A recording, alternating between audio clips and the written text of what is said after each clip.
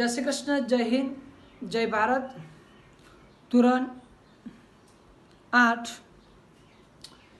વિષય વિજ્ઞાન અને ટેકનોલોજીમાં આપણે આગળના જે પીરિયડની અંદર ચર્ચા કરી હતી, હા એલી બેબો કાના ઓફની સોમે એસીપી સ સિયાલ આપ ઓકે, એ અહીંયા મેં લખેલું છે આ એલી બેબો કાના ઓફની, રાઈટ। આ 10 તત્વોની આપણે પેલા ચર્ચા કરી લઈએ।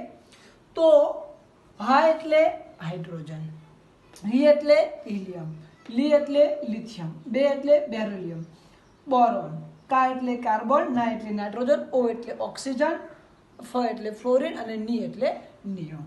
હવે હાઇડ્રોજન એટલે એચ, એની સંજ્ઞા તમે જ્યારે વિજ્ઞાન ભણતા હોય ત્યારે તમારે હાઇડ્રોજન છે એ એચ થી ઓળખાય છે। તમે એચ કહો એટલે ખબર પડે કે ભાઈ હાઇડ્રોજનની વાત ચાલે છે। Hydrogen H, helium H E, lithium Li, beryllium Be, boron B, carbon C, nitrogen N, oxygen O, fluorine F અને નિયોન Ne। આ એની સંજ્ઞા છે। તમે Ne કહો એટલે એનો અર્થ એવો સમજવાનો કે ભાઈ આપણે અહીંયા નિયોનની વાત કરીએ છીએ। ક્લિયર આટલો કોન્સેપ્ટ? હવે આપણે સમજીએ એનો પરમાણુ ક્રમાંક। તો જેનો ક્રમ છે એ જ એનો પરમાણુ ક્રમાંક છે। ઓકે, આ ત્રણ વસ્તુ આપણે સમજી લીધું ભાઈ, ક્રમ, પરમાણુ ક્રમાંક અને એની સંજ્ઞા। આ સૂત્ર આપણે યાદ રાખવાનું છે, આ એલી બેબોકાના ઓફની સોમે એસીપી છે સિયાલ આપોકે। હવે અહીંયા આપણે સમજીએ એની ઇલેક્ટ્રોનિક રચના। તો જેની ઇલેક્ટ્રોનિક રચના છે તો એક વસ્તુ યાદ રાખવાની છે કે જે હાઇડ્રોજન છે આ હાઇડ્રોજનમાં ન્યુટ્રોન હોતા નથી। ખાસ યાદ રાખવાનું છે, હાઇડ્રોજનમાં ન્યુટ્રોન હોતા નથી। પછી હું પેપર કાઢીશ ત્યારે તમે કહેશો કે સર આવું તો અમને ખબર જ નથી। એટલે જે વિડીયો છે તમારો એ બહુ પરફેક્ટલી ધ્યાન આપીને જોવાનું છે। એટલે આમાં જે ઇલેક્ટ્રોનિક રચના હશે, હવે આપણે જે ઇલેક્ટ્રોનિક રચનાની વાત કરી તો એની પહેલાં મેં તમને શીખવાડ્યું હતું, યાદ હોય તો 2, 8, 8, 18, 32 આ રચના આપણે યાદ રાખવાની છે, રાઈટ। 2, 8, 8, 18, 32 ખરેખર છે શું તો કે 2, 8, 18, 32, પણ આપણે જ્યારે ઇલેક્ટ્રોન ગોઠવવાના છે ત્યારે 2, 8, 8, 18, 32 આ ક્રમ યાદ રાખવાનો છે। હવે આવું કેમ છે એ તમારે 11-12 સાયન્સની અંદર શીખવાનું છે। અત્યારે હું શીખવાડું છું, તમારા મગજમાં પણ નહીં આવે। હવે આપણે સમજીએ કે ભાઈ આ ઇલેક્ટ્રોન છે તો આમાં ઇલેક્ટ્રોન રચના કેટલી હશે?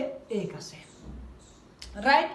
હવે આની અંદર જે હિલિયમ છે, હિલિયમમાં જે ઇલેક્ટ્રોનિક રચના કેવી હશે તો અહીંયા પહેલી કક્ષામાં 1 જ હશે, રાઈટ। હવે જે હિલિયમ છે, હિલિયમનો નંબર કેટલો છે? 2, તો પહેલી કક્ષામાં 2 હશે, મતલબ આ બંનેમાં 1-1 કક્ષા હશે, રાઈટ। હવે આપણે વાત કરીએ લિથિયમ, તો લિથિયમમાં કેવું હશે તો પહેલી કક્ષામાં 2 હશે અને બીજી કક્ષામાં 1 હશે। 2 ને 1 3 થઈ ગયા। 3 પ્રોટોન હશે, 3 ન્યુટ્રોન હશે અને 3 ઇલેક્ટ્રોન હશે। પણ ઇલેક્ટ્રોન કેવા હશે તો કે પહેલી કક્ષામાં 2 હશે અને બીજી કક્ષામાં 1 હશે। ચલો આગળ આપણે વાત કરીએ બેરિલિયમ। બેરિલિયમનો નંબર કેટલો છે? 4, તો એની બંને કક્ષામાં કેટલા હશે? 2 હશે। પહેલી કક્ષામાં 2, બીજી કક્ષામાં પણ 2। પહેલી કક્ષામાં કેટલા હોય? હંમેશા 2 સીટ હોય। જો તમને હવે સાદી ભાષામાં સમજાવું કે પહેલી કક્ષામાં પહેલા જે બેસે એમાં 2 સીટ, બીજી લાઈનમાં જે બેસે એમાં 8 સીટ, ત્રીજી લાઈનમાં જે બેસે એની પણ આપણે 18 છે પણ આપણે 8 જ ભરવાની છે, બીજી ભરવાની નથી। આગળની કક્ષામાં બેસે એમાં 8 અને 18 અને 32 એ રીતે આપણે ફક્ત 4 જ ધ્યાનમાં રાખવાની છે, 2, 8, 8, 18, 32 વાળું, બરાબર। હવે અહીંયા 5 જણ છે, ઓકે। તો પહેલી લાઈનમાં કેટલા હશે તો કે પહેલી લાઈનમાં જે હશે એ 2 હશે, રાઈટ। બીજી લાઈનમાં કેટલા હશે તો કે બીજી લાઈનમાં હવે કેટલા રહ્યા આપણી પાસે? 5 હતા, 1, 2, 3, 4, 5, 5 માંથી 2 બેસી ગયા એટલે કેટલા રહ્યા? 3 રહ્યા। પણ આપણો નિયમ શું છે કે ભાઈ અહીંયા 8 સુધી સમાઈ શકે છે। પહેલી કક્ષામાં 2, બીજી કક્ષામાં 8, ત્રીજી કક્ષામાં પણ 8 સુધી ભરાઈ શકે છે. તો અહીંયા જો પહેલી કક્ષામાં 2 ભરાઈ ગયા, બાકી કેટલા રહ્યા? 3. તો બીજી કક્ષામાં આવી જશે, રાઈટ. ત્રીજામાં 6 છે, તો અહીંયા 2, બાકી રહ્યા 4. અહીંયા 7 છે, તો પહેલી કક્ષામાં તો 2, બાકી કેટલા રહ્યા? 5. અહીંયા 2, બાકી કેટલા રહ્યા? 6. અહીંયા 2, બાકી કેટલા રહ્યા? 7. અહીંયા 2, બાકી રહ્યા 8. રાઈટ. તો આ જે કક્ષા છે ઇલેક્ટ્રોનની, તો એની અંદર આપણે વાત કરી કે ભાઈ હવે હું આને છે ને એક આથી દેખાશે, ઓકે, આ રીતે પણ હું લખી શકું કે ભાઈ જે કોઈ નામ અહીંયા લઈએ કે ભાઈ ઓક્સિજન, રાઈટ. તો ઓક્સિજનની અંદર કેટલો નંબર છે? એનો 8 નંબર છે. મતલબમાં ઓક્સિજનની જ્યારે આપણે ઇલેક્ટ્રોન રચના છે તો આવી રીતે ગોઠવાડી છે. પહેલી કક્ષામાં 2 હશે, પહેલી કક્ષામાં 2 હશે, બાકીની કક્ષામાં 1, 2, 3, 4, 5, 6. આ રીતેની ઇલેક્ટ્રોન રચના ગોઠવાયેલી હોય છે. પહેલીમાં 2, બીજી કક્ષામાં આ તમને કક્ષા, પછી ત્રીજી કક્ષા આવે, પણ અહીં ત્રીજી કક્ષાની જરૂર પડતી નથી. તો 2 કક્ષામાં સમજાય છે એટલે આપણે 2 કક્ષા રાખીશું. ચલો, આટલું ક્લિયર. હવે આગળ આપણે આ જ વસ્તુની ચર્ચા કરીએ.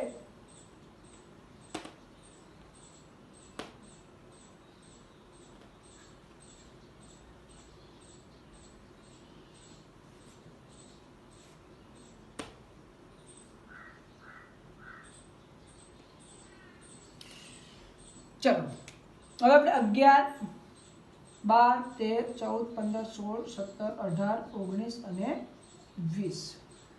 આ આપણે 11 થી લેવાનું. અ, ફ, ની, સો એટલે 100, મે, એ, સી, પી, સ, સિયાલ, આ, પો, કે. રાઈટ. ચલો, તત્વનું નામ લખી. 100 એટલે સોડિયમ, રાઈટ. મે એટલે મેગ્નેશિયમ, મે એટલે મેગ્નેશિયમ. એ એટલે એલ્યુમિનિયમ. સી એટલે તો કે સિલિકોન, રાઈટ.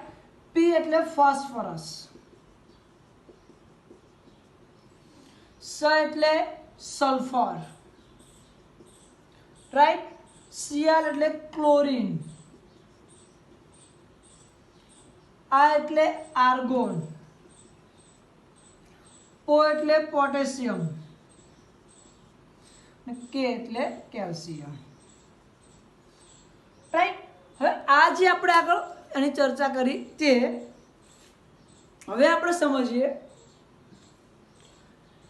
કે સોડિયમ. સોડિયમ એટલે તો કે હવે તમને બીજું સૂત્ર આપું છું, બહુ સિમ્પલ છે, તમારે યાદ રાખવાનું છે. આ તમારે યાદ રાખવાનું છે આઈલીસી. આઈ એટલે આ આઈ પ્રત્યયવાળા છે.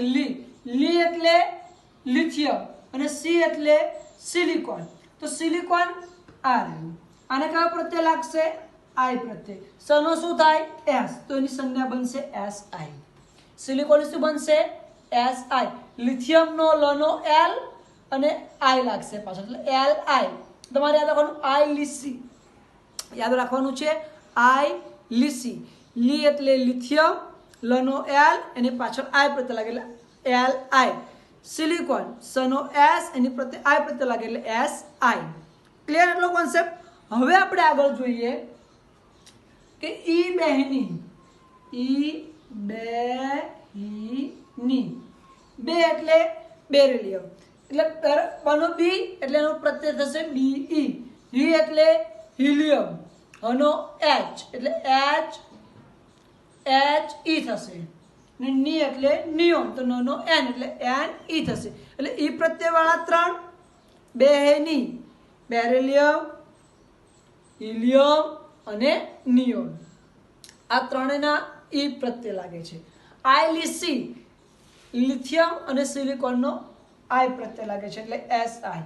હવે તમારે એક વાક્ય બોલવાનું છે, સોડિયમ, ફોસ્ફરસ, પોટેશિયમ એ ત્રણનું. તો પોટેશિયમ કે સોડિયમ ના અને ફોસ્ફરસ પી. ચલો એટલે પોટેશિયમ નો શું થશે? કે થશે. પોટેશિયમ કે એટલે પોટેશિયમ નો કે. સોડિયમ ના એટલે Na. સોડિયમ ના. ફોસ્ફરસ પી તો ફોસ્ફરસ નો અહીંયા પી આપણી પાસે છે જ. એવી રીતે અહીંયા ક્લોરીન નો Cl પણ આપણી પાસે બોલીએ જ છે. ચલો આટલી સંજ્ઞાઓ થઈ ગઈ. હવે મેગ્નેશિયમ મોટું છે એટલે Mg લાગશે. એલ્યુમિનિયમ મોટું છે એ L લાગશે. રાઈટ. સલ્ફર એકલો S. રાઈટ. હવે કેલ્શિયમ તત્વની અંદર Ca થયેલો છે એટલે કેલ્શિયમમાં થશે Ca. રાઈટ. કેલ્શિયમ Ca થઈ ગયું. હવે બાકી રહ્યું આપણી જોડે આર્ગોન. તો આપણે ગાયક કલાકારનું નામ સાંભળેલું છે, એનું નામ છે A.R. રહેમાન. નામ આપણે સાંભળ્યું છે A.R. રહેમાન. તો A.R. રહેમાનના કાકાનો છોકરો, સમજો, A.R. રહેમાનના કાકાનો છોકરો એટલે A.R. આર્ગોન. એટલે આર્ગોનનો શું થશે? A.R. A.R. રહેમાનના કાકાનો છોકરો કોણ? A.R. આર્ગોન. એટલે આર્ગોનનો થશે A.R. ચલો થઈ ગયા આપણે બધા જ. સોડિયમ ના, magnesium Mg, aluminium Al, silicon Si, Si લી એટલે લિથિયમ અને C એટલે સિલિકોન. I પ્રત્યયવાળા હતા.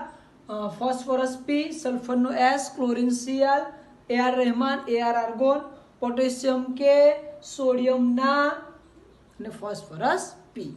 આ આપણા 20 તત્વો જે છે એ ક્લિયર કર્યા આપણે. હવે આપણે અહીંયા સમજીએ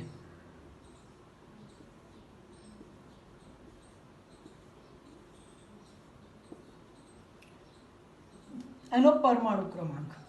તો સેમ પરમાણુ ક્રમાંક હશે, કોઈ ફેરફાર આમાં હશે નહીં. ઓકે. હવે ઇમ્પોર્ટન્ટ છે એની ઇલેક્ટ્રોનિક રચના.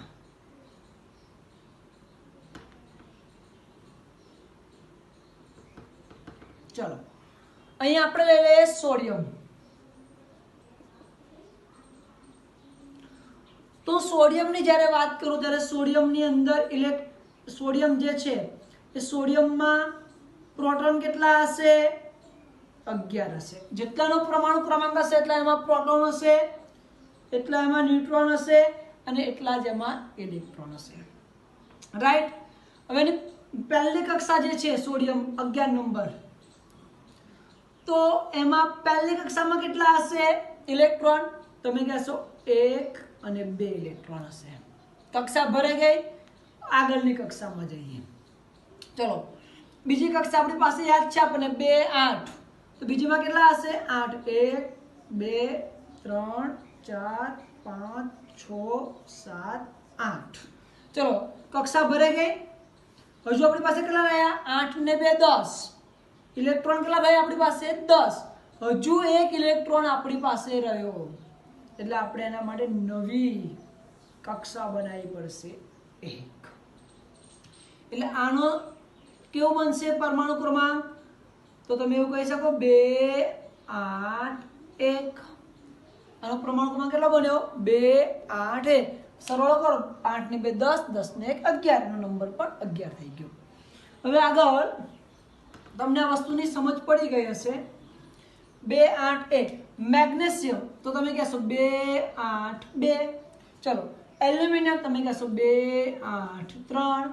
ચલો સિલિકોન તો 2, 8. 8 ને 2 10. 4 ખૂટે એટલે આમાં 4. 2, 8, 5. 2, 8, 6. 2, 8, 7. 2, 8, 8. 18 થઈ ગયા. હવે આમાં જુઓ તમે કે પોટેશિયમ હશે તો 2, 8, 8. રાઈટ. હવે તમે એવું કહેશો, મેં તમને પહેલા આવું કીધું કે 2, 8, 18, 32 એની પ્રોપર રચના છે ઇલેક્ટ્રોનની. પણ આપણે ત્રીજી કક્ષામાં 8 થી વધારે સમાવવાના નથી. પહેલીમાં 2 આવી ગયા, બીજીમાં 8 આવી ગયા, ત્રીજીમાં 18 સમાય છે, પણ આપણે 8 નું રિઝર્વેશન કરેલું છે, 8 થી વધારે નહીં. ભલે 18 આવી કેપેસિટી પણ આપણે 8 જ સમાવવાના છે. એટલે 8 જો 2 ને 8 10, 10 ને 8 18, આપણે તો 19 છે, તો ચોથી કક્ષામાં જવાનું અને 1 લેવાનું. એ રીતે કેલ્શિયમ 2 8 8 2, આ રીતે આપણે આનો ક્રમ લઈ શકીએ છીએ. 8 ને 2 10, 10 ને 8 18, 18 ને 2 20. હવે તમને એવું થતું હશે કે સર અમારી જે બુક છે આ બુકની અંદર તો આવું કશું છે જ નહીં, તમે ખોટી આગળ 20-25 મિનિટ બગાડી, 15 મિનિટ આ બગાડી, આવું કશું તમારી બુકમાં છે જ નહીં. પણ આ વસ્તુ ઉપરથી તમારે ધાતુ અને અધાતુ શીખવાનું છે. તો હવે તમે એવું મને કહેશો કે સર આની ઉપરથી અને ધાતુ અધાતુ કેમનું? યસ, આની ઉપરથી જ આપણે શીખવાનું છે કે ભાઈ જેની છેલ્લી કક્ષામાં 1 2 અને 3 ઇલેક્ટ્રોન હોય. જો તો બીજે કઈ છે તો આ 1 2 અને 3 ઇલેક્ટ્રોન હોય જેની છેલ્લી કક્ષામાં આ બધી જ ધાતુઓ છે. અને જેની છેલ્લી કક્ષામાં 4 5 6 અને 7, 4 5 6 અને 7 ઇલેક્ટ્રોન હોય છેલ્લી કક્ષામાં, આ બધી જ અધાતુઓ છે. મારે તમને ફક્ત ને ફક્ત આ ટોપિક, આટલું વાક્ય ક્લિયર કરાવવા માટે 1 કલાક બગાડવો પડશે. 1 વાક્ય ક્લિયર કરવા માટે મારે આ બધો ટાઈમ તમારી પાછળ બગાડવો પડ્યો કે ભાઈ આ બધી વસ્તુ છે શું. જેની છેલ્લી કક્ષામાં કેટલા છે? 1 2 3. જેની છેલ્લી કક્ષામાં છે 1 2 અને 3, તો એ જે છે આ બધી જ ધાતુઓ છે. અને છેલ્લી કક્ષામાં ઇલેક્ટ્રોન છે 4 5 6 અને 7, આ બધી અધાતુઓ છે. હવે આપણે આપણા ચેપ્ટરની ભણવાની શરૂઆત કરશું. રાઈટ?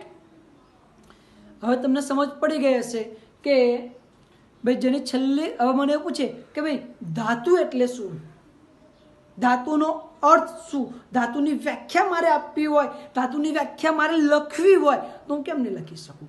ધાતુ એટલે શું મારે સમજવું હોય તો કે ધાતુ એટલે તમે કહી શકો કે સર જેની છેલ્લી કક્ષામાં, જે તત્વો જેની છેલ્લી કક્ષામાં 1 2 અને 3 ઇલેક્ટ્રોન હોય તો તેને ધાતુ કહેવામાં આવે છે. જેની છેલ્લી કક્ષામાં 4 5 6 અને 7 ઇલેક્ટ્રોન હશે તો એને આપણે અધાતુ કહીએ છીએ. ચલો આટલું ક્લિયર. આટલી વ્યાખ્યા ક્લિયર કરવા માટે આપણે 42 થી 43 મિનિટ બગાડી છે એવું નથી, પણ એ બેઝિક ઉપરથી આપણે આ વસ્તુ ક્લિયર કરી છે. તો આટલા પીરિયડમાં આટલું. ત્યાં સુધી જય હિન્દ, જય ભારત, જય શ્રી કૃષ્ણ.